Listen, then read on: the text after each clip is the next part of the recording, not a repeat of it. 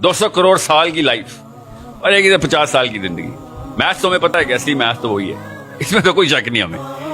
وہ والا جو 200-300 کروڑ کا کانسیپٹ ہمارے نفسیات نہیں آتا, کیونکہ ہم سب کو 70-80 سال میں مرتا ہوا دیکھ لیتے ہیں. ہمارا ذہن کہتا ہے ہم دوزخ میں بھی شاید 70-80 سال میں مر جائیں گے.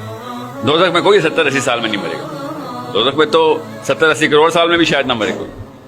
سوچیں ذرا کہ حضرت آدم کے بچے ابھی زندہ ہوتے, جو پہلے 2 بچے ہوئے تھے, اور وہ ابھی تک زندہ ہوتے.